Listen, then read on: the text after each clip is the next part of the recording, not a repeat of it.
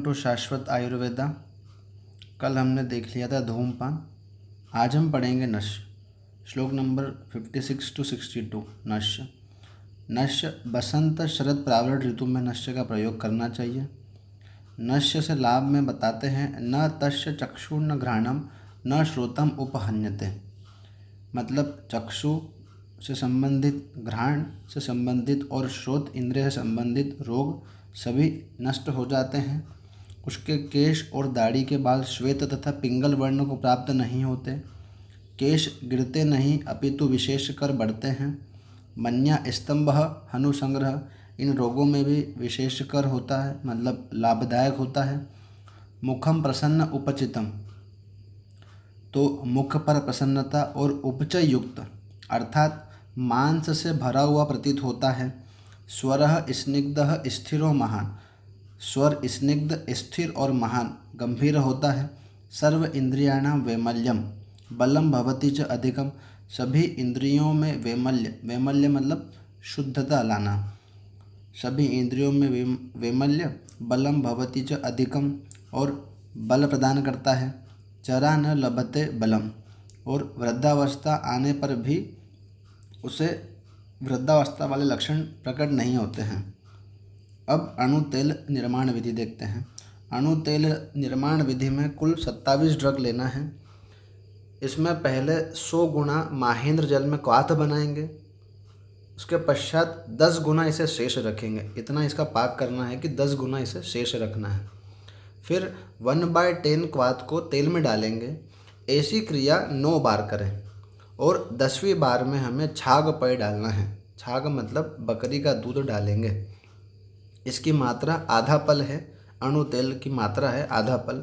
ये question PhD 2015, PhD 2018 में पूछा गया है।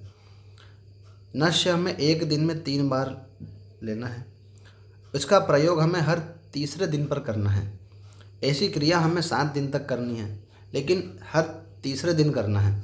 तो इस पूरे प्रोसीजर को हम समझते हैं। जैसे हमने 1 तारीख को नश्य लिया, तो अगला हम लेंगे 3 को, फिर 5 को, फिर 7 तारीख को, फिर 9 को, फिर 11 को, फिर 13 को। ऐसे पूरे प्रोसीजर में 13 दिन लगते हैं। चक्रपाणी बताते हैं तेल, क्वाथ और जल का रेशो।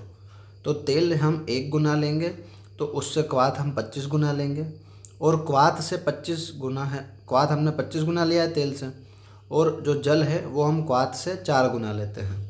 तो ये एक बार पूछा गया क्वेश्चन ने कि क्वाथ से जल अणु तेल निर्माणार्थ कितना लिया जाता है, तो 4 गुना। दंत पवन दातों का वर्णन। इसमें अग्रभाग कुचला हुआ रहता है, जिससे हमें दांतों पर कोई आघात ना हो। दातों हमें रस में कटु, तिक्त और कषाय रस वाली लेनी है।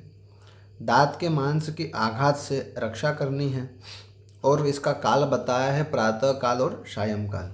चक्रपाणी ने भी 2 काल बताए हैं, प्रातः और सायं। ये क्वेश्चन राजस्थान पीएससी में पूछा गया है। अष्टांग संग्रह ने भी 2 काल बताए, प्रातः और भोजन के बाद सायं काल। आगे देखते हैं श्लोक नंबर 72 पर। दातून करने से लाभ। इससे मुख की दुर्गंध, विरसता, जीवा, दांत और मुख के मल का नाश करता है। उत्तम दातून बताई है 6। उसमें पहली है करंज, करवीर, अर्क, मालती, ककू मतलब अर्जुन, असन मतलब विजयसार। सुश्रुत बताते हैं। सुश्रुत ने 4 प्रकार की दातून के रस बताए हैं: मधुर, कटु, तिक्त और कषाय। तो मधुर में बताते हैं मधुक, कटु में करंज, तिक्त में निम्बकी और कषाय में खदीर की दातून लेते हैं। चक्रपाणी बताते हैं बकुल में चलदंत स्थिर करम। प्रियव्रत शर्मा बताते हैं बकुल को दंत दाढ़ करम। तेजोवती को बताते हैं दंत शोधन कर। इसे टूथ एक्ट्री भी कहते हैं। यह क्वेश्चन पीएचडी में पूछा गया है। लता कस्तूरी को मुख वैशद्य कर या मुख शोषहर भी कहते हैं। अब जीवा निर्लेखन। जीवा निर्लेखन हेतु हम जीभी लेते हैं, जो स्वर्ण, रजत, ताम्र, वंग या पीतल की होगी। जीभी अतीक्ष्ण और अरिजु। रिजु मतलब होता है सीधा, अरिजु मतलब सीधा नहीं होना। जीभी टेढ़ी रहती है, तो इसलिए अरिजु। इससे जीवा मूलगत मल श्वास प्रश्वास की प्रक्रिया में बाधा पहुंचाता है, उसे दूर करता है, मुख में दुर्गंध को दूर करता है और इसकी लंबाई सुश्रुत ने बताई है 10 अंगुल। श्लोक नंबर 76, मुख में सुगंधित द्रव्यों का धारण। इसमें कुल 8 ड्रग है, जिसमें से हमने जो 6 द्रव्य है वो फल लेंगे, एक पत्र है और एक निर्यास है।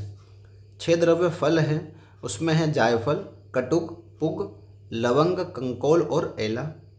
पत्र में है तांबुल और निर्यास में है कपूर। अब जो पान है उस पान की पिक की बात करते हैं, मतलब पिचकारी। तो जो पहली पिक रहती है वह विषवत मतलब विष के समान रहेगी। दूसरी पिक भेदी मतलब विरेचन कराने वाली रेचक और दुर्जर रहती है। जो पान की तीसरी पिक है वो अमृत तुल्य मतलब रसायन है। तो पान की पहली और दूसरी पिक को हमें थूक देना चाहिए, तीसरी पिक रसायन के समान होती है। श्लोक नंबर 78 पर आते हैं, गंडूश और कवल। तो गंडूश में असंचारी मात्रा मतलब इसे हम मुख में घुमाते नहीं हैं, और कवल रहती है संचारी मात्रा जिसे हम मुख में घुमाते हैं। गंडूश में हम द्रव का प्रयोग करते हैं और कवल में हम कल्क का प्रयोग करते हैं। गंडूश की मात्रा बोली है 1 कोल और कवल की मात्रा बताई है 1 कर्ष। अब स्नेह गंडूश से लाभ। स्नेह गंडूश से लाभ में हनवोर बलम स्वर बलम वदन उपचयः परः मतलब हनु और स्वर में बल प्रदान करता है, और वदन उपचयः परः मतलब वदन में मांस की अच्छी प्रकार से वृद्धि करता है। स्नेह गंडूश रस ज्ञान और अन्न में रुचि उत्तम प्रकार से होती है। इससे मुख और कंठ में शुष्कता नहीं आती, होठों के फटने का भय नहीं रहता है। न च दंताः क्षयं यान्ति दृढ़मूला भवन्ति च मतलब दांतों का नाश नहीं होता, यान्ति दृढ़मूला भवन्ति च और अपितु उनका जो मूल है वो दृढ़ हो जाता है। खट्टे वस्तुओं के भक्षण करने पर भी दंत हर्ष नहीं होता। दांत इतने दृढ़ हो जाते हैं कि कठोर द्रव्यों का भक्षण करने पर भी उनमें विकृति नहीं आती। मूर्धनि पर तेल धारण से लाभ। नित्यम स्नेह आद्र शिरसः शिरः शूलम न जायते मतलब जो व्यक्ति नित्य अपने सिर पर स्नेह तेल का धारण करता है और हमेशा सिर पर तेल अपने लगा हुआ रहता है मतलब आद्र अवस्था में रहता है, उसे कभी भी शिरः शूलम न जायते मतलब कभी भी सिर की पीड़ा नहीं होती। न खालित्यम न पालित्यम मतलब ना ही खालित्य होता है और न पालित्य होता है। न केशाः प्रपतन्ति च और ना ही असमय बाल उसके झड़ते हैं मतलब गिरते हैं। ये जो लाइन है पूरी कोटेशन ये PhD 2018 में पूछी गई थी। न खालित्यम न पालित्यम न केशाः प्रपतन्ति च। अब बात करते हैं कर्णपूरण की। कर्णपूरण में बोला है न कर्ण रोगा वातोत्ता मतलब वातिक कर्ण रोग नहीं होते हैं। न मन्या हनुसंग्रह मतलब मन्या स्तंभ और हनुग्रह इनमें जो अपना जकड़ाहट रहती है वह ऐसे रोग नहीं होते। उच्च श्रुति मतलब ऊंचा सुनना जिसे ऊंची आवाज़ में सुनाई देता है, उच्च श्रुति तथा बाधिर्य भी नहीं होता। कर्णपूरण की मात्रा बताई है 100 वाक मात्रा।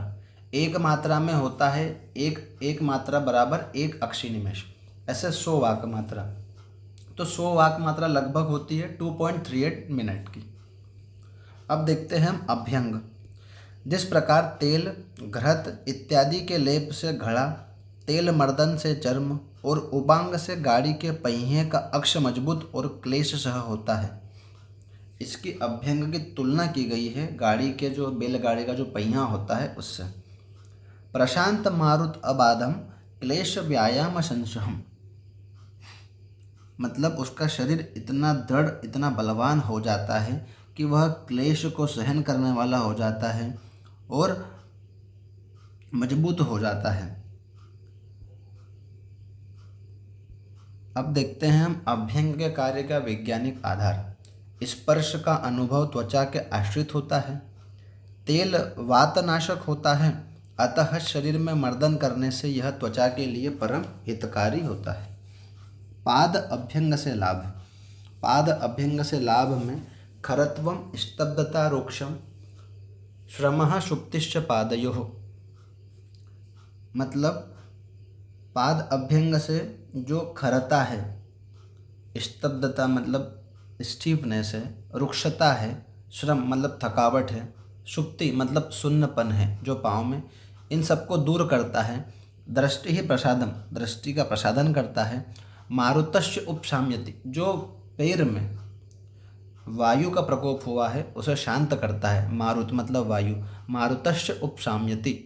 गृध्रसी रोग, सियाटिका, पैरों का फटना, शिरा एवं स्नायु का संकोच नहीं होता। एनआईए में पूछा गया क्वेश्चन था कि शिरा एवं स्नायु का संकोच नहीं होता, तो पाद अभ्यंग से नहीं होता है। अब शरीर मार्जन, शरीर मार्जन मतलब एक गीला कपड़ा लेना और उससे शरीर को पोंछना, इसे हम कहते हैं शरीर मार्जन। इससे क्या होगा, तो दौर्गंध्यम गौरवम तंद्रा कंडुमलम अरोचकम, मतलब शरीर की दुर्गंधता, गौरव मतलब शरीर में भारीपन लगना, तंद्रा, कंडु मतलब खुजली वगैरह यदि आ रही है, मल को और अरुचि को मतलब भोजन में अरुचि यदि उत्पन्न हुई है तो उसे दूर करता है। स्वेद विभत्सताम हन्ति शरीर परिमार्जनम, पसीने की दुर्गंध को भी यह दूर करता है, शरीर मार्जन। अब हम पढ़ते हैं स्नान।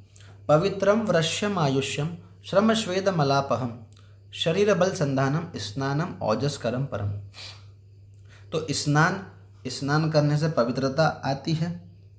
वृश्य माने शुक्र की वृद्धि करने वाला, आयुष्य आयु के लिए हितकर होता है, श्रम मतलब थकावट को दूर करता है, स्वेद मलापहम मतलब स्वेद और मल का अपहरण मतलब हरण करता है, शरीर बल संधानम स्नानम ओजस्करम परम मतलब शरीर के बल का और ओज का संधान करने वाला, उसको बढ़ाने वाला होता है स्नान। ऐसे ही योग रत्नाकर ने स्नान के 10 गुण बताए हैं। योग रत्नाकर ने स्नान के 10 गुण बताए हैं। स्वच्छ वस्त्रों के धारण से लाभ। स्वच्छ वस्त्रों के धारण से लाभ में बताते हैं काम्यम यशस्यम आयुष्यम अलक्ष्मीघ्नम प्रहर्षणम श्रीमत् पारिषदम षष्ठम निर्मल अंबर धारणम, मतलब निर्मल वस्त्रों के धारण करने से काम में सुंदरता आती है, यश, आयुष्यम आयु की वृद्धि होती है, अलक्ष्मीघ्नम मतलब शरीर की जो अशोभा है उसे दूर करता है, प्रहर्षणम मतलब हर्ष, मन में हर्ष उत्पन्न करता है, श्रीमत् पारिषदम षष्ठम मतलब आप किसी सभा में गए हैं, उस सभा में अच्छे वस्त्र पहनकर जाना तो उससे आपकी तारीफ होती, प्रतिष्ठा बढ़ती है, मान बढ़ता है। तो श्रीमत् पारिषदम षष्ठम ये कोटेशन 2016 में पीजी में, एमपीपीएससी में और पीएचडी में आ चुका है। सुगंध द्रव्यों के लेप और माला धारण से लाभ। इसमें बताते हैं वृश्यम सौगंध्यम आयुष्यम काम्यम पुष्टि बलप्रदम सोमनस्यम अलक्ष्मीघ्नम गंधमाल्य निषेवनम। तो सुगंध द्रव्यों के लेप और माला धारण में बताते हैं वृश्यम माने वृषता लाने वाला, सौगंध मतलब सुगंधित द्रव्यों से जैसे आपने चंदन का या केसर का इत्र लगाया है, और आयुष्यम मतलब आयु के लिए हितकर होता है, काम्य माने कामोद्दीपन करने वाला, पुष्टि पोषण पुष्टि देने वाला, बलप्रदन बल देने वाला, सोमनस्यम अलक्ष्मीघ्नम यानी सुंदरता भी आती है इससे, और अलक्ष्मीघ्नम मतलब शरीर की अशोभा को नष्ट करता है। अलक्ष्मीघ्नम माने शरीर की अशोभा को यह नाश करने वाला होता है। गंधमाल्य निषेवनम मतलब सुगंध द्रव्यों का लेप और माला को धारण करने से। अब रत्न और आभूषण धारण से लाभ। रत्न और आभूषण धारण में बताते हैं धन्यम मंगल्यम आयुष्यम श्रीमद् व्यसन सूदनम हर्षणम काम्यम ओजस्यम रत्नाभरण धारणम। तो रत्न और आभूषण धारण से मंगल और आयु की वृद्धि होती है, लक्ष्मी की प्राप्ति होती है, श्री मतलब लक्ष्मी की प्राप्ति होती है, व्यसन मतलब जो भी सब दुख है वो सब दूर होते हैं, काम्यम ओजस्यम माने कामोद्दीपन और ओज को बढ़ाने वाला, हर्षणम मतलब मन को हर्ष प्रसन्न करने वाला रत्न और आभूषण धारण करने से ये सब बताया है। पैर एवं मल मार्गों की शुद्धि से लाभ। तो पेय एवं मल मार्गों की शुद्धि से लाभ में बताते हैं मेध्यम, इम्पोर्टेंट है, उत्तराखंड पीजी में पूछा गया है। मेध्य मतलब बुद्धिवर्धक होता है, धारण शक्ति को बढ़ाने वाला। पवित्रम शरीर में पवित्रता। आयुष्यम आयु के लिए हितकर। लक्ष्मी कली अलक्ष्मी कली विनाशनम, अलक्ष्मी मतलब दरिद्रता को दूर करने वाला होता है। शोर कर्म से लाभ, शोर कर्म मतलब बाल कटाना। तो बाल कटाना जैसे सर के, दाढ़ी के, मूछ। तो पौष्टिकम वरस्यम आयुष्यम सूचि रूप विराजनम केशु श्रमसु नखादीनाम कल्पनम संप्रसादनम। तो केश मतलब सिर के बाल, श्रमसु दाढ़ी के बाल और नख, इनको कटाना, इनको प्रसाधन मतलब उनको जिसे आप जमाते हैं, बालों को सजावट करते हैं, ऐसा करने से शरीर की पुष्टि होती है। पौष्टिकम वृश्यम वृष्टा लाने वाला होता है। आयुष्यम आयु के लिए हितकर। सूचि मतलब साफ सुथरा मतलब पवित्रता उत्पन्न करने वाला होता है और स्वरूप को निखारने वाला होता है शौरकर्म। अगला देखते हैं हम जूते या खड़ाऊ धारण से लाभ। जूते या खड़ाऊ धारण से लाभ में है चक्षुष्यम स्पर्शनम हितम पादयोर व्यसनापहम बल्यम पराक्रम सुखम वृश्यम पादत्र धारण। अभी जूते या खड़ाऊ धारण में बताया है चक्षुष्य, और हमने अभी देखा था पाद अभ्यंग में दृष्टि ही प्रसादम, इसलिए दोनों को याद रखना, कंफ्यूज करते हैं ये। चक्षुष्यम स्पर्शनम हितम पादयोर व्यसनापहम मतलब जूते या खड़ाऊ पहनने से नेत्रों के लिए और पैर की त्वचा के लिए हितकर होता है। पादयोर व्यसन मतलब पैरों के व्यसन, जैसे आप यदि चप्पल नहीं पहनते हैं तो पैर फटते हैं या कांटा गड़ जाता है या कहीं पर कुछ लग जाती है, तो ये सब नहीं होता है। बल्यम पराक्रम सुखम मतलब बल पराक्रम तथा सुख को बढ़ाने वाला होता है।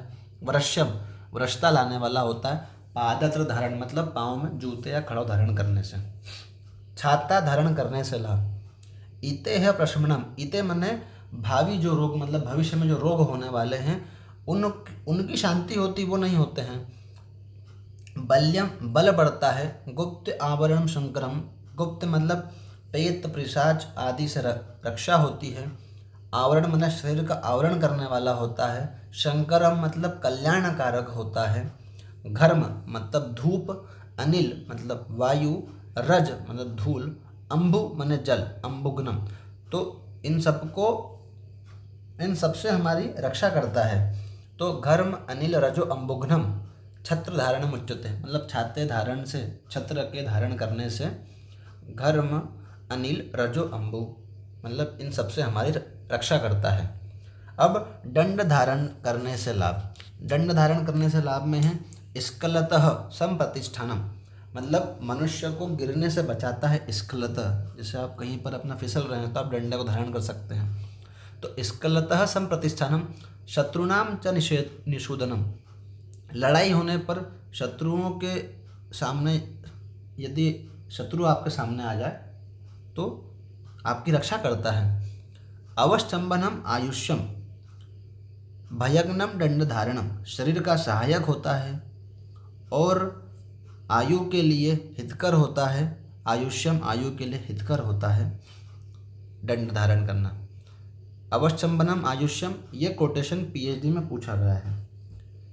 श्लोक नंबर 103 पर आते हैं। जिस प्रकार नगरी नगर की रक्षा में तथा रथी रथ की रक्षा में सदा सावधान रहता है, वैसे ही बुद्धिमान मनुष्य को अपने शरीर की क्रियाएं संपन्न करने में सावधान रहना चाहिए। यहाँ पर हमारा चरक सूत्र अध्याय 5 कंप्लीट होता है।